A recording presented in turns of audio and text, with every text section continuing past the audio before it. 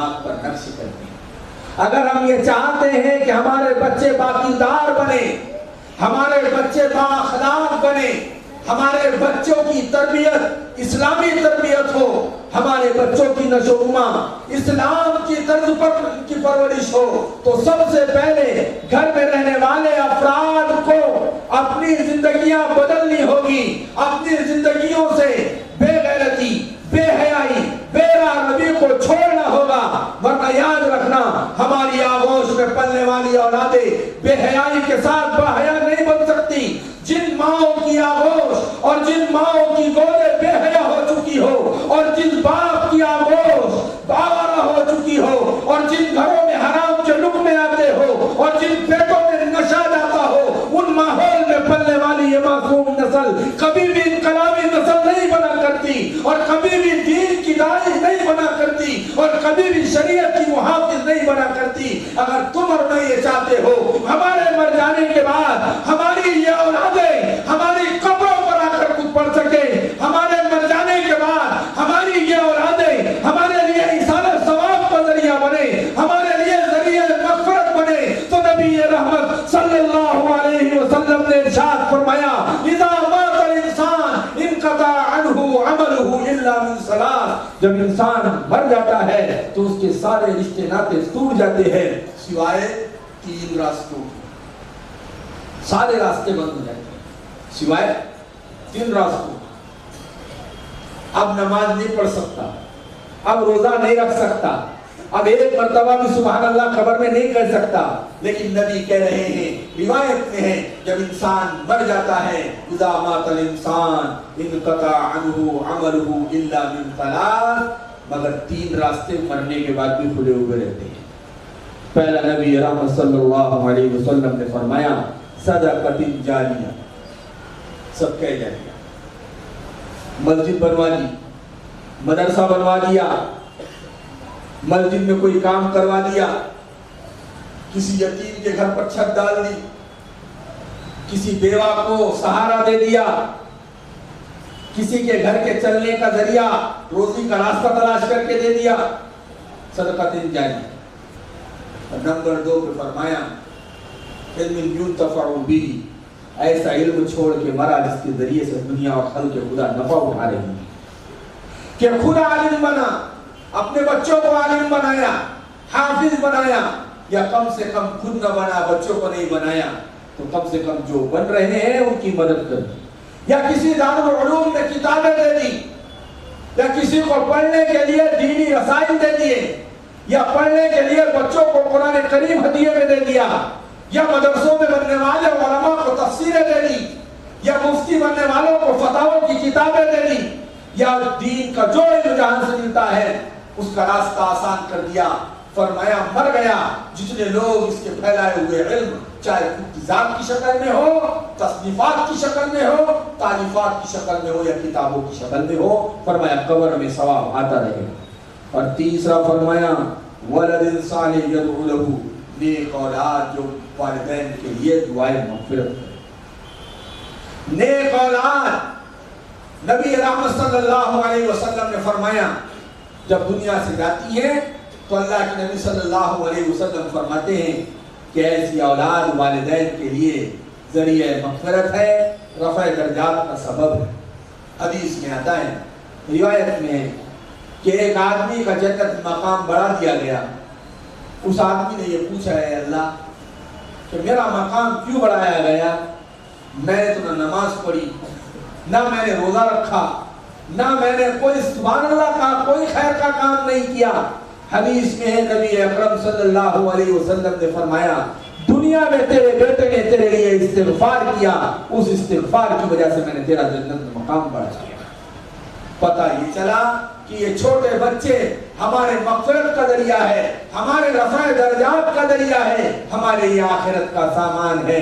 میرے بھائیوں، ان کی پرورش کرو۔ اس وقت میں باطل نے جگہ جگہ ہماری نسل کو ایمان کو ختم کرنے کے لیے، ہمارے نسل کے سوچنے اور سمجھنے کی دینی صلاحیت کو مٹا دینے کے لیے باطل نے پوری دنیا میں ایک جال بچھایا ہے اور ہماری نسل جیسے جیسے آگے بڑھ رہی ہے وہ باطل کی طرز زندگی کا دلدادہ بن رہی ہے.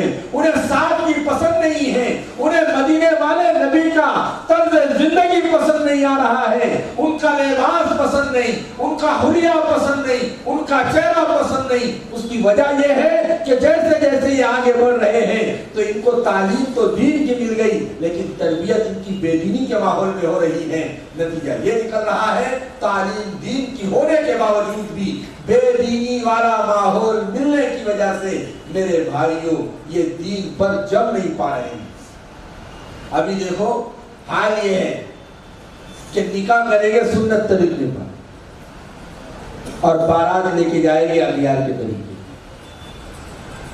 نکاح ولیمہ کریں گے سنت طریقے پر, کہتے ہیں ولیمہ کرنا سنت ہے, اور وہاں پر پورا ڈیکوریشن اور ساری مرد و زن کا اختلاط اور اسی طرح بے حیائی, یہ غیروں کی طریقہ. پتہ یہ چلا ہمیں صرف علم ہے کہ ولیمہ سنت ہے لیکن ہماری تربیت نہیں ہے کہ ولیمہ بھی حرام کاموں کے ارتکاب کے بغیر کیا جانا چاہیے. علم تعلیم میں, علم میں اور تربیت میں کیا فرق ہے؟ تعلیم میں یعنی علم میں اور تربیت میں یہ فرق ہے کہ ہمیں علم تو ہے حرام کھانا, سود کھانا حرام ہے, جھوٹ بولنا حرام ہے. اب اگر میں جھوٹ سے بچ رہا ہوں تو یہ تربیت ہے, اور اگر میں جاننے کے باوجود بھی جھوٹ بول رہا ہوں تو پھر یہ معلومات ہے, اور معلومات پر اللہ رسول کا کوئی وعدہ نہیں. اللہ کا وعدہ معلومات کے ساتھ ساتھ اس پر عمل کرنے کے ساتھ ہے. پتہ یہ چلا آپ حرام سے بچیں گے, آپ جھوٹ سے بچیں گے, پتہ یہ چل رہا ہے علم بھی ہے اور اس کے ساتھ اس کی تربیت بھی ہے. اب یہ جو اولادیں آگے بڑھ رہی ہیں تو ہر چیز کے بگاڑ کا طرز اور طریقہ بدل گیا ہے. سب سے زیادہ اس وقت میں پورے ہندوستان ہی نہیں بلکہ پوری دنیا میں ایک چیز سب سے زیادہ عام کر دی گئی, وہ ہے ڈرگس, اور اس کے ذریعے ہی ہمارے بچے ہمارے ہاتھوں سے دور جا رہے ہیں. میرے بھائیوں, یہ جو 12 سال سے 20 سال اور 25 سال کی عمر ہے, اس میں اپنی اولادوں کو سنبھالو, اس میں اپنی اولادوں کو سنبھالو, ان کی تنہائیوں کی حفاظت کرو, بڑے بڑے موبائل دینے سے بچو. بلکہ یہودیوں میں 3 کیٹیگریاں ہیں, ایک فرسٹ کلاس, دوسری سیکنڈ کلاس اور تیسری تھرڈ کلاس. وہاں پر پہلی 2 کیٹیگریوں میں وہ پہلے نمبر والے بچے کو موبائل ہاتھ میں نہیں دیتے, ان کو پڑھائی پر لگاتے, ان کو سائنسداں بناتے, ان کو ایٹم بنانے والا بناتے, ان پر اس طرح کی محنت ہوئی. اور دوسری جو کیٹیگری ہے ان کو موبائل تو دیا جاتا ہے لیکن 18 سال کے بعد. اور تیسری کیٹیگری ان کو بچپن ہی سے سارے گناہوں کے اندر ملوث کر دیا جاتا ہے. یعنی یہودیوں نے ایک پروگرام بنایا ہے کہ وہ موبائل بنانے والے خود موبائل کا استعمال نہیں کر رہے ہیں. ہمارا حال یہ ہے کہ ہمارا بچہ بچپن ہی سے 5 سال کا ہے, 8 سال کا ہے, 10 سال کا ہے, ہم نے اس کو عادی بنا دیا موبائل کا. یہی وجہ ہے یہ عادت نے اتنی ترقی کر لی کہ اب بچہ کھانا بھی بغیر موبائل کے نہیں کھا رہا ہے. اس کی ایک بڑی اچھی مثال ہے کہ جانوروں کو کسی چیز کا جب عادی بنایا جاتا ہے تو پہلے ان کے سامنے اس کی مشق کرائی جاتی ہے. تو ابھی ایک ویڈیو میں بتایا گیا, ایک مرغی کے سامنے ایک گلابی اور ایک سفید کلر کی ٹکیا رکھی گئی. جیسے ہی وہ سفید کلر کی ٹکیا کو چوچ مارتی ہیں تو اس کے سامنے سے دانے کے کٹوری کو ہٹا دیا جاتا ہے, اور جیسے ہی وہ گلابی کلر کی ٹکیا کو چوچ مارتی ہیں تو دانے کی کٹوری آگے کر دی جاتی ہے. پھر وہ ایک دانہ چوٹتی ہے, پھر وہ اس کے سامنے سفید ٹکیا کو رکھا جاتا ہے تو پھر وہ اس کو مارتی ہے تو کٹوری ہٹا دی جاتی ہے. تو مرغی کو یہ سکھلایا گیا اگر تو گلابی ٹکیا کو چوچ مارے گی تو ہی تجھے دانہ ملے گا. تو پھر ایک وقت وہ آتا ہے کہ جب اس کے سامنے سفید ٹکیا کی جاتی ہیں تو سفید کو چوچ نہیں مارتی, وہ گلابی ہی کو مارتی ہیں, کیونکہ اس کے ذہن میں یہ اتار دیا گیا کہ تو گلابی ٹکیا کو چوچ مارے گی تو تجھے دانہ ملے گا. یہی حال ہمارے بچوں کا ہو گیا کہ وہ موبائل دے گے تو میں کھانا کھاؤں گا, تم نے نہیں دیا تو میں نہیں کھاؤں گا. اس کی وجہ کیا ہے کہ والدہ کو روٹی ڈالنا ہے، اب بچہ روٹی ڈالنے نہیں دے رہا ہے تو ماں نے کارٹون لگایا اور بچے کے ہاتھ میں دے دیا۔ ہم نے بچپن ہی سے بچوں کی عادتوں کو بگاڑنے کا کام کیا۔ کیا ہوا؟ بڑھتے زندگی کے ساتھ جیسی جیسی عمر بڑھ رہی ہے، ابھی تو چھوٹا ہے، یوٹیوب پہ انگلیاں گھما رہا ہے، اور یوٹیوب پر کوئی غوث پاک اور عبد القادر جیلانی کی تصویریں نہیں آتی ہیں، بلکہ اس میں تو بے حیائی کی، ننگی اب کچے کپڑوں میں عورتوں کی تصویریں آتی ہیں، اور ہم یہ کہتے ہیں بچوں کو کیا سمجھ رہا ہے؟ نہیں، ہر بڑھتے دن کے ساتھ موبائل میں دیکھی جانے والی تصاویر بچوں کو باشعور کر رہی ہیں، اور پھر جب یہ نسل آگے بڑھتی ہے کیا ہوتا ہے؟ 10 سال 12 سال، اور سب سے زیادہ بے حیائی کے پھیلانے میں اس وقت کوئی اہم رول ادا کر رہا ہے تو ہمارا والدین کا اپنے کچی عمر کے بچوں اور بچیوں کو موبائل تھما دینا ہے۔ اب یہ بچے آگے بڑھ رہے ہیں، اسی لت اور کی وجہ سے آگے بڑھتے بڑھتے وہ نئی سازشوں کا شکار ہو رہے ہیں، حتیٰ کہ 15 اور 18 سال تک کے بچے موبائل، افیم، چرس، گانجا، اس طرح کے تمام نشاور چیزوں کے شکار ہو رہے ہیں۔ میرے بھائیوں، نبی رحمت صلی اللہ علیہ وسلم نے کتنی پیاری تعلیم دی۔ آپ نے فرمایا جہاں پر بچوں کے دینی تعلیم کی فکر کرو، وہیں پر بچوں کے دینی غیرت اور دینی تربیت کی بھی فکر کرو۔ میں آپ کو بخاری کی ایک روایت سناتا ہوں۔ نبی رحمت صلی اللہ علیہ وسلم کی خبر لگی کہ حضرت عبداللہ بن عمرو بن العاص رضی اللہ تعالیٰ عنہ، حضرت عبداللہ بن عمرو رضی اللہ تعالیٰ عنہ، ان کے بارے میں نبی کو معلوم پڑا یہ دن بھر روزہ رکھ رہے ہیں اور رات بھر نوافل پڑھ رہے ہیں۔ جب اللہ کے نبی صلی اللہ علیہ وسلم کی ان سے ملاقات ہوئی تو اللہ کے نبی علیہ السلام نے فرمایا کہ عبداللہ، تمہارے بارے میں مجھے معلوم ہوا ہے کہ تم دن بھر روزہ رکھتے ہو اور رات میں نماز پڑھتے ہو۔ فرمایا عبداللہ قم ونم، روایت کے الفاظ ہیں، کبھی نماز میں کھڑے ہو جایا کرو اور کبھی سو بھی جایا کرو۔ پھر فرمایا صوم و افطر، کبھی روزہ رکھا بھی کرو اور کبھی روزہ چھوڑ بھی دیا کرو۔ مجھے بتائیں روزہ رکھنا لگاتار کوئی بری بات ہے؟ راتوں کو جاگنا نوافل میں کوئی بری بات ہے؟ نبی اکرم صلی اللہ علیہ وسلم نے حضرت عبداللہ سے فرمایا عبداللہ کبھی روزہ رکھنا کبھی نہیں رکھنا، اور رمضان کے تو پورے مہینے رکھے جائیں گے، اس کے علاوہ شوال کے بھی اگر کوئی رکھنا چاہے تو رکھ سکتا ہے، لیکن لگاتار پورے سال روزے رکھنا، فرمایا ایسا نہ کر۔ اور آگے بتاؤ کیا جملہ ارشاد فرمایا، نبی اکرم صلی اللہ علیہ وسلم صرف شریعت بتانے کے لیے نہیں آئے بلکہ وہ تو اپنے امتیوں کے دینی مزاج اور تربیت اور صحت کی حفاظت کے لیے بھی آئے ہیں۔ اللہ کے نبی علیہ السلام نے فرمایا عبداللہ کبھی روزہ رکھنا کبھی چھوڑ دینا، کبھی نوافل پڑھ لینا کبھی نہیں پڑھنا، سو جانا۔ پھر آپ نے جملہ ارشاد فرمایا اور فرمایا فَإِنَّ لِزَوْجِكَ عَلَيْكَ حَقٌّ فَإِنَّ لِجَسَدِكَ عَلَيْكَ حَقٌّ فَإِنَّ لِعَيْنِكَ عَلَيْكَ حَقٌّ۔ عبداللہ تیرے جسم کا تیرے اوپر حق ہے، تیرے جسم کا تیرے اوپر حق ہے کہ اگر رات جاگنے کی وجہ سے اور لگاتار روزے رکھنے کی وجہ سے تیرے صحت پہ اثر پڑ رہا ہے اور تیرا جسم کمزور ہو رہا ہے تو عبداللہ ہمیشہ پوری رات نہ جاگا کر بلکہ کچھ رات جاگ لیا کر اور کچھ رات سو جایا کر۔ عبداللہ لگاتار روزے نہ رکھا کر، کبھی روزہ رکھا کر کبھی روزہ چھوڑا کر۔ پتہ یہ چلا ہے نبی رحمت صلی اللہ علیہ وسلم جانتے تھے اگر یہ لگاتار جاگے گا اور نوافل میں وقت گزارے گا اور یہ لگاتار روزے رکھے گا تو اس کا جسم کمزور ہو جائے گا، اور اللہ کے نبی نے فرمایا ان لجسدک علیک حق، تیرے جسم کا تیرے اوپر حق ہے۔ اس سے پتہ چلتا ہے اپنے جسم کی حفاظت کرنا، اپنے صحت کی حفاظت کرنا ضروری نہیں بلکہ فرض اور واجب ہے۔ کیوں میرے بھائیو، اگر کوئی جسم کو نقصان پہنچانے والی چیزیں اختیار کرتا ہے اور اس میں مر جاتا ہے تو علماء کہتے ہیں اس نتیجے پر پہنچا گویا اس نے خودکشی کی۔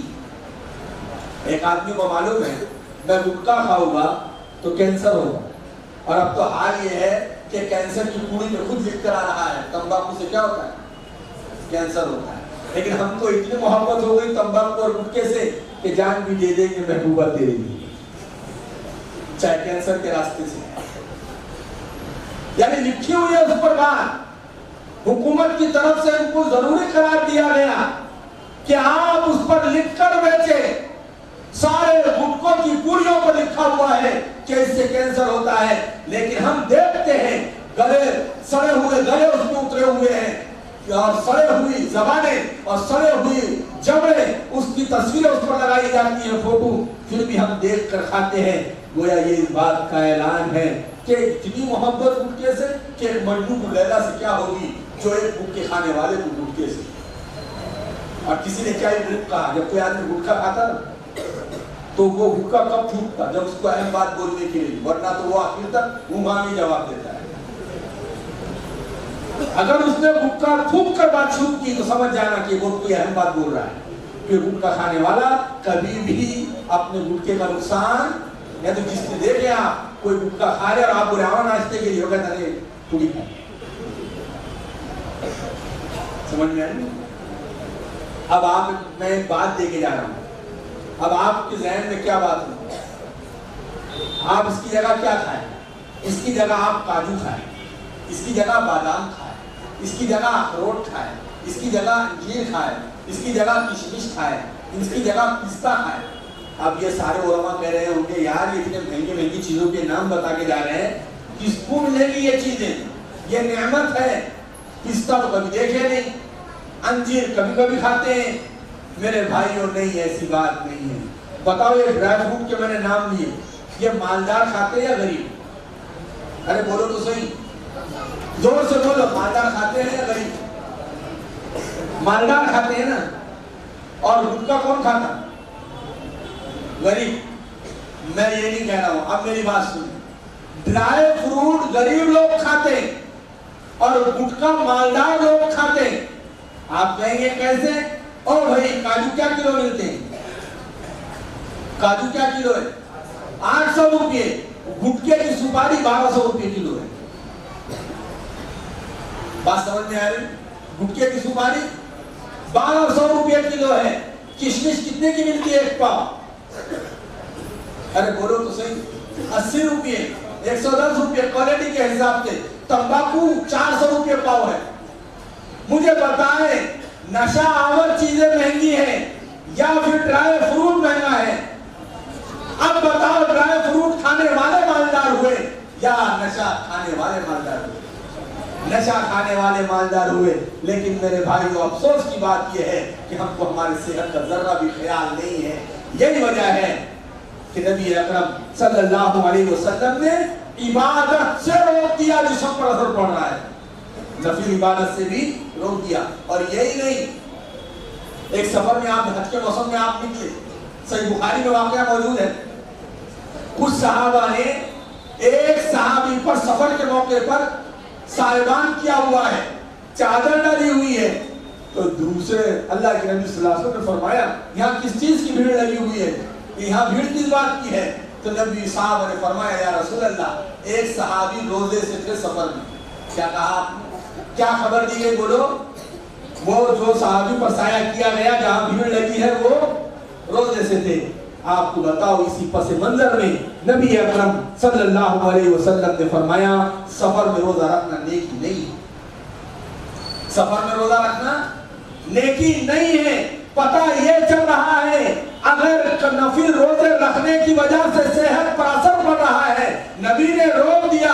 नवाफिल पढ़ने की वजह से जिस्म कमजोर हो रहा है, नबी ने रोक दिया। मुझे बताओ, जिस दीन में नवाफिल नफली इबादतों से सेहत में नुकसान होने की वजह से रोक दिया गया, तो उस दीन में ऐसी चीजों से क्यों नहीं रोका गया होगा जिससे सेहत को नुकसान हो रहा है? अल्लाह के नबी सल्लल्लाहु अलैहि वसल्लम नबी रहमत है। आपको अपने हर उम्मती से प्यार है। आपने जहां पर नमाज का तरीका बताया, वहीं पर आपने इस उम्मत की सेहत की हिफाजत की फिक्र की भी, फिक्र भी दिलाई कि आप अपनी फिक्र करें। मेरे भाइयों, अब मुझे बताएं, हमारे पास एक आदमी आया, कहने लगा कि मेरे बेटे को समझाओ कि वो सिगरेट पी रहा है। क्या पी रहा है? सिगरेट। हमने कहा कि एक दिन हो गया हमारी उससे मुलाकात नहीं हुई, वो बच्चा सिगरेट पीता, तो उसके वालिद रोजाना आकर ये कहते कि हमारे बच्चों को समझाओ कि वो सिगरेट पी रहा है। ہم نے بڑے بولنے کے بعد ہم نے ایک دن اس کو بلایا، ہم 2-3 علماء بیٹھے تھے، ہم نے اس کو سمجھایا، بچہ 18 سال کا، کتنے سال کا، اور سگریٹ کا عادی ہو چکا تھا، جب تک وہ 2-3 ڈبیاں نہیں پی لیتا، مالدار کی اولاد تھی، اور جب مال آتا ہے نا میرے بھائی، ہم یہ سمجھتے ہیں دنیا کی کامیاب ترین اولاد ہے، حالانکہ مال والوں کو چاہیے، کیونکہ ساری چیزیں مال کے غلط استعمال سے پیدا ہوتی ہیں اور غلط تربیت کا نتیجہ ہوتی ہیں، اس لیے مال کماؤ، خوب کماؤ، لیکن صحیح جگہ کما کر صحیح جگہ لگاؤ۔ ہم نے اس بچے کو بلایا اور ہم نے کہا بھائی تم سگریٹ کیوں پیتے ہو، چھوڑ دو۔ آدھے گھنٹے 35-40 منٹ تک ہماری گفتگو کی ہوئی، ہم نے اس کو مستقبل کا سکھلایا۔ ہم نے ان کے ابا سے کہا آپ کا نام کہنا ہم نے بچے سے، انہوں نے کہا میرا نام بولو، کیا آپ کے والد نے بتایا کہ آپ سگریٹ پیتے۔ اب جیسے ہم نے اس نے پوچھا ہم سے کہ آپ کو کس نے بتایا، ہم نے کہا آپ کے ابا حضور نے بتایا۔ تو بچے کو اپنی بے عزتی محسوس ہوئی، کہنے لگا ابا نے تو یہ بتا دیا میں سگریٹ پیتا، لیکن ابا نے یہ نہیں بتایا کہ وہ شراب پیتا۔ ابا نے یہ تو بتا دیا کہ میں سگریٹ پیتا ہوں، ابا نے یہ کیوں نہیں بتایا کہ وہ شراب پیتے؟ پتا یہ چلا جب باپ شرابی ہوگا تو بیٹا تو کم درجے میں سگریٹ تو پینا ہی تھا۔ اگر ہم یہ چاہتے ہیں کہ بچے سگریٹ سے بچے تو ابا کو ڈرگس سے بچنا، ہم یہ چاہتے ہیں بچے نشیلی گٹکے سے بچے تو ابا کو اس سے بڑے نشے سے بچنا ہوگا۔ میرے بھائیو یہ نہیں ہو سکتا ہے کہ گھروں میں تو بے دینی ہو، گھروں میں تو نشہ ہو، گھروں میں تو واہیات ہو، گھروں میں تو آوارپن ہو، اور ہم یہ چاہتے ہیں کہ بچے مکتب میں پڑھ کر دیندار بن جائے۔ نہیں، اگر ہم یہ چاہتے ہیں تو ہمیں ماحول بھی گھر کا دیندار بنانا ہوگا، اپنے ماحول کو پاک صاف کرنا ہوگا، ورنہ یاد رکھنا یہی ہماری نسل، علی میاں ندوی رحمت اللہ علیہ نے کہا تھا اگر بے دینی کے ساتھ ہماری گودوں میں بچے پڑھ رہے ہیں تو یاد رکھنا ہم اپنی آغوش میں دشمنان اسلام تیار کر رہے ہیں۔ یہ خود کے بھی دشمن، یہ والدین کے بھی دشمن، یہ مرنے کے بعد وبال جان ہے۔ ایسی اولاد چھوڑ کر نہ مرو۔ اگر ہم یہ چاہتے ہیں میرے مر جانے کے بعد میری اولاد صحیح روح پر آ جائے، میرے مر جانے کے بعد بھی میری اولاد دیندار رہے، تو ماں کو دیندار بننا ہوگا، باپ کو دیندار بننا ہوگا، دادا کو دیندار بننا ہوگا، گھر کے ماحول کو دیندار ماحول بنانا ہوگا، اور اس ماحول میں پلنے والی اولادیں بھی دینی فکروں کے ساتھ بڑی ہوگی۔ ورنہ تو یاد رکھنا ہمارے جنازے اٹھیں گے اور ہمارے بچے صرف جنازہ اس لیے نہیں پڑھیں گے کہ ان کو جنازے کی نماز نہیں آتی، ہمارے جنازے اٹھیں گے اور ہمارے لاشیں پڑے ہوئے ہوں گی اور کہا جائے گا غسل دو، تو ہماری اولادیں غسل دینے کو بھی تیار نہیں ہوں گی۔ آپ جانتے ہو بے دینی کا نتیجہ اور تربیت نہ ہونے کا نتیجہ، ایک جنازہ ہم نے نہلایا ہے، تو وہ جنازہ ایسا تھا کہ مجھے 12:30 بجے رات کو فون آیا کہ ایک صاحب کا انتقال ہو گیا، بزرگ ہے، آپ کو ان کو نہلانے کے لیے آنا ہے۔ تو میں نے کہا کہ میں سفر پر ہوں، آپ کسی کو بلا دیں۔ تو انہوں نے کہا کہ جس کو بھی ہم بلاتے ہیں وہ کمرے تک تو آتے ہیں چلے جاتے ہیں۔ تو میں نے کہا کہ مجھے ٹائم لگے گا۔ 12:30-1 بجے میں جب گھر پہنچا تو میرے گھر کے پہلے ہی جانے پہنچنے سے پہلے لوکیشن لے کر جو مجھے فون کیے تھے وہ میرے گھر کے پاس گاڑی لے کر کھڑے، کہنے لگے آپ جنازہ نہلانے کے لیے چلے۔ جب میں نے جنازے کے لیے کپڑے بدل کے گیا، میرے بھائی کو کیا دیکھتا ہوں کہ ان کے کمرے میں خوب بدبو آ رہی، اس کی خود کی جوان اولادیں ناک کو کپڑا لگا کر باپ کی ناش کے پاس کھڑی ہیں۔ مجھے کہا گیا آپ ان کو غسل دیں۔ جب میں گیا اور غسل دینے کے لیے ان کے کپڑے اتارے تو تحقیق کرنے پر پتا چلا 8 دن سے والد محترم بستر ہی میں بیت الخلا کر رہے تھے، پاخانہ کر رہے تھے، کسی بچے نے باپ کی آخری وقت میں خدمت نہیں، جس کے نتیجے میں یہ پاخانہ سکتے گیا اور سکتے پورے جسم کو لگ گیا۔ آپ کو اندازہ نہیں ہوگا، جب وہ دھونے کے لیے میں نے ہاتھ پہ کپڑا لپیٹ کر آگے بڑھایا تو میرے ہاتھ بھی جواب دے چکے تھے۔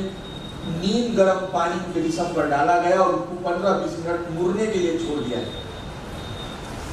مجھے تعجب ہوا، میں نے دعا کی اللہ ایسی اولاد ہمیں نہ دے کہ جس باپ نے حلال و حرام کی پرواہ کیے بغیر بڑی بڑی بلڈنگیں کھڑے کر دی ہو، اور جب مرنے کا وقت آیا ہے تو اولاد باپ کے جنازے کے سامنے اپنے منہ پر کپڑا رکھ کر کھڑی ہیں. کیا ضرورت؟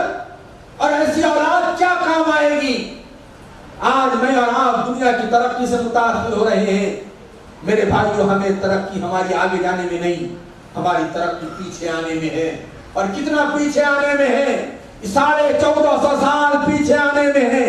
کتنا پیچھے آنے میں ہے؟ وہ مدینہ کی گلیاں، وہ چھپر کے مکانات، وہ مٹی کی دیواریں، وہ تنگ گھر اور حجرے، وہ حجرے عائشہ، وہ حجرے میمونہ، وہ حجرے ام سلمہ، وہ حجرات کی ضرورت، حجرات کے زمانے میں آنے کی ضرورت ہے. جن کے حجرے اتنے چھوٹے، پیر لمبے کرو تو دیواریں لگ جائے، سر اوپر کرو تو چھت لگ جائے. جن کے کھانے کے لیے اسباب مہیا نہیں. آؤ اس کے پیچھے 1450 سال پیچھے چلو.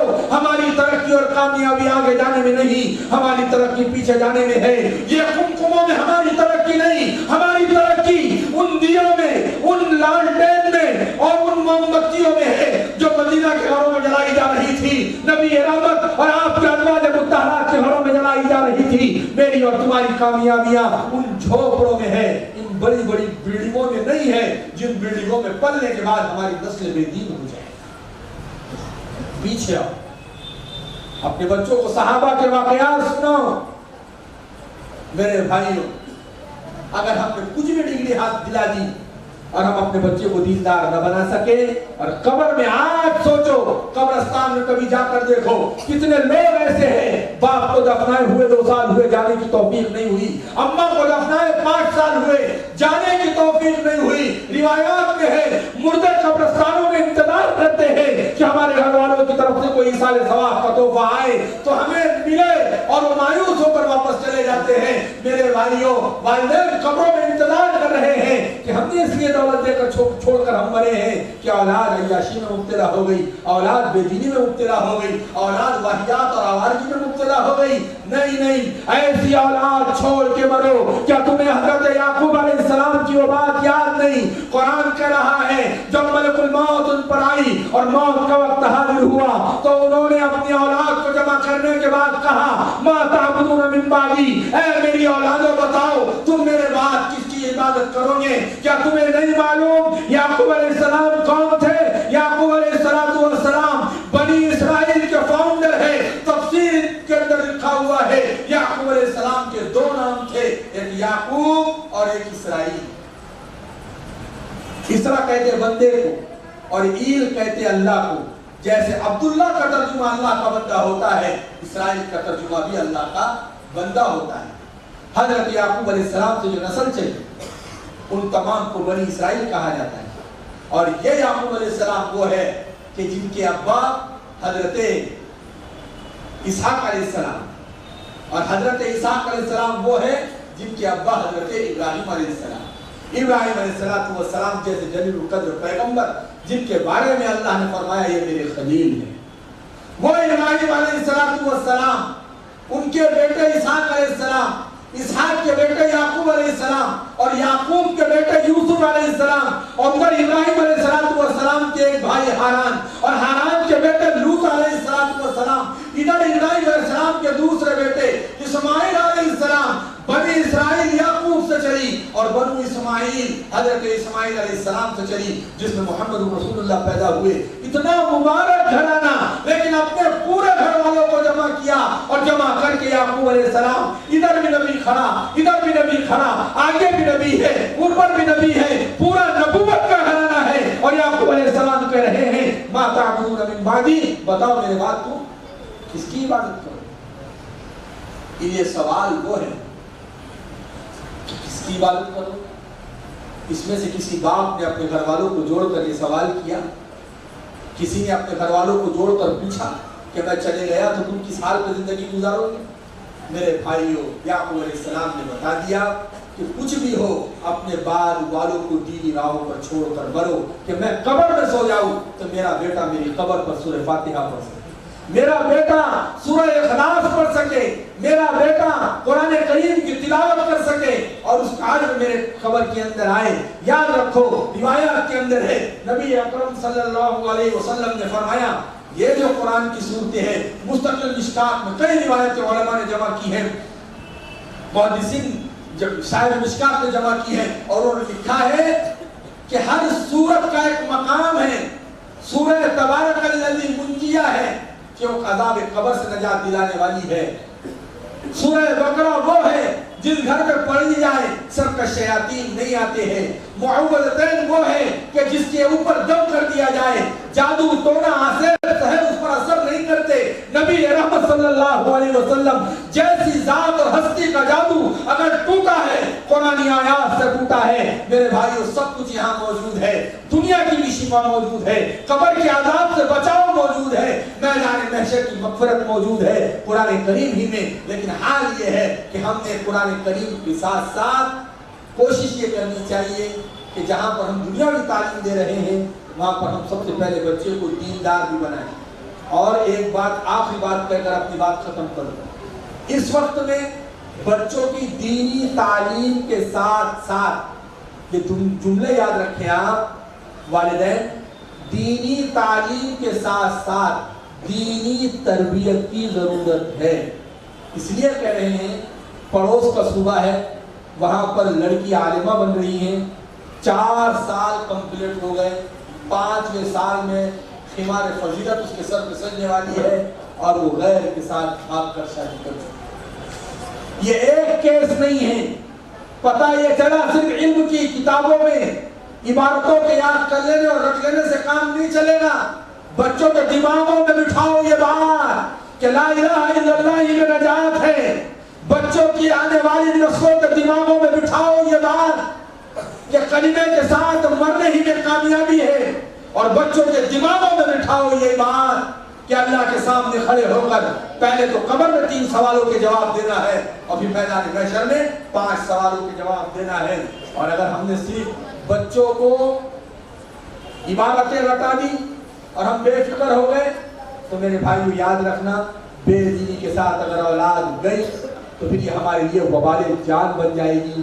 میں نے قرآن کریم کی ایک آیت آپ کے سامنے تلاوت کی جس میں اللہ منافقین کے بارے میں نبی اکرم صلی اللہ علیہ وسلم سے کہہ رہے ہیں فَلَا تُعْجِبْكَ أَمْوَالُهُمْ وَلَا أَوْلَادُهُمْ کہ یہ منافقین کے اموال اور ان کی اولادیں آپ کو تعجب میں نہ ڈال دیں, کیونکہ منافقین کو جو مال ملا وہ بے دینی کے ساتھ ہے, منافقین کو جو اولادیں ملی وہ بے دینی کے ساتھ ہے.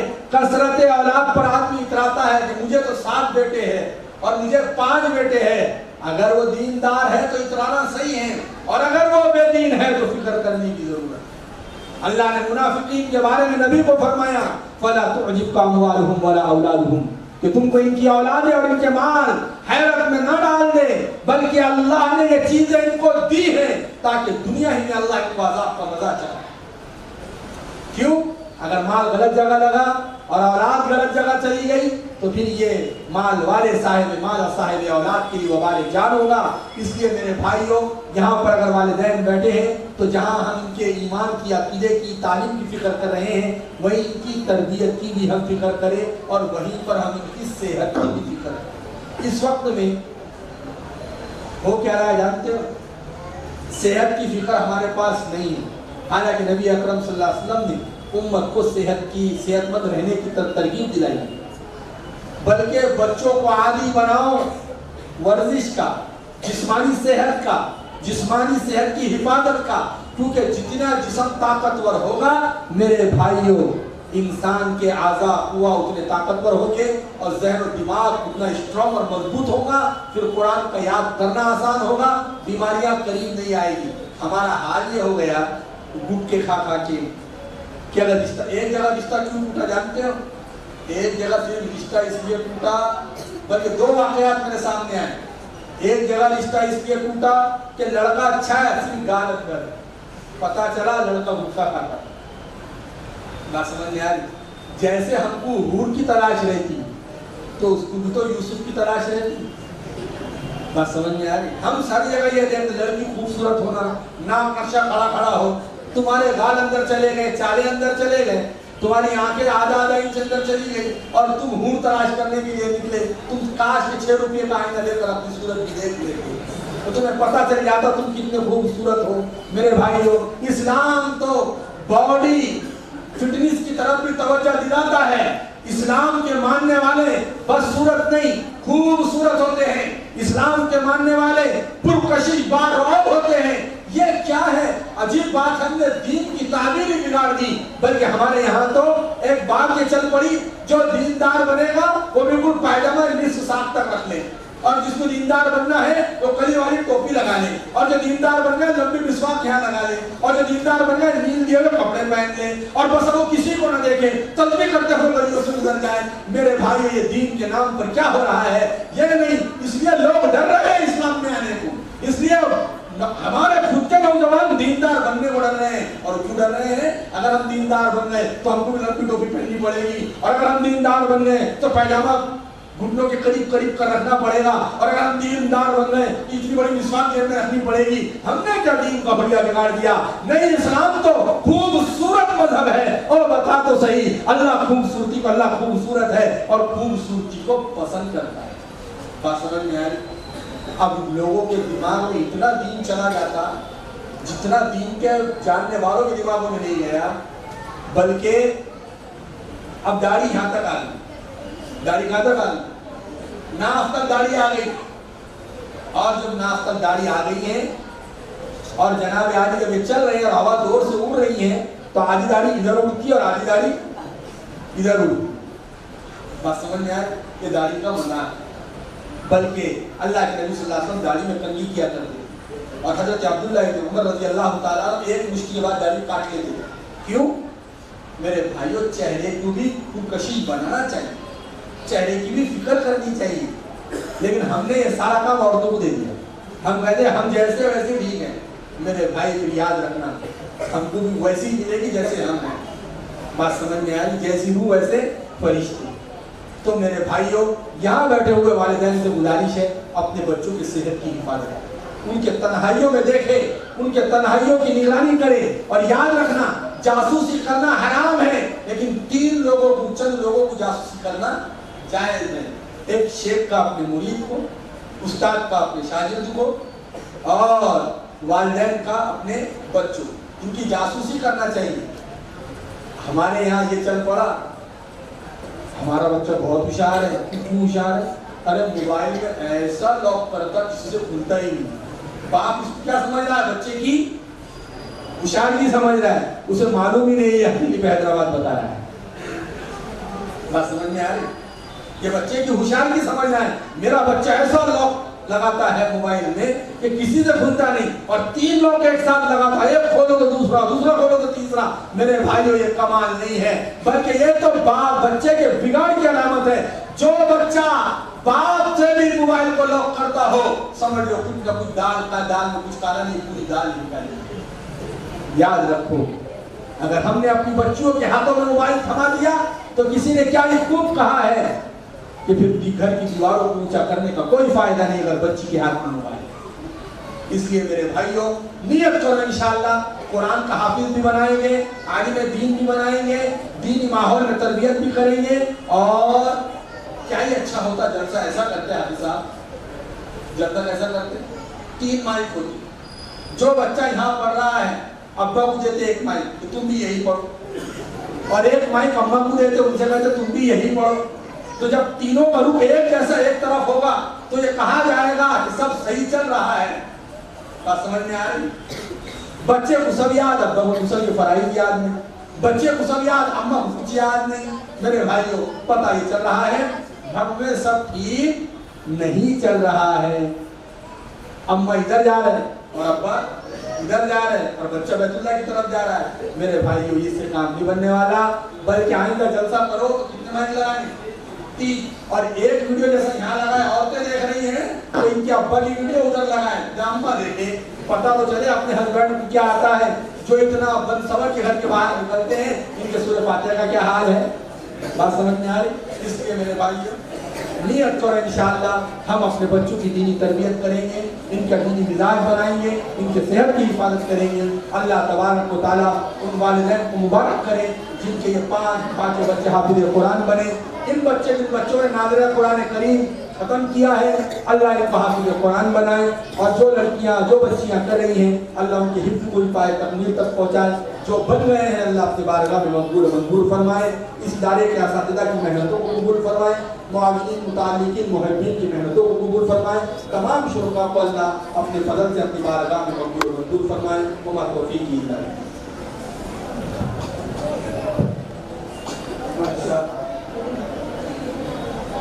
جزاکم اللہ واحسن الجزاء فی الدارین. اللہ تبارک و تعالی مفتی صاحب کو جزائے خیر عطا فرمائیں. تو قرآن و حدیث کی روشنی میں ہم سب لوگوں کو بہتر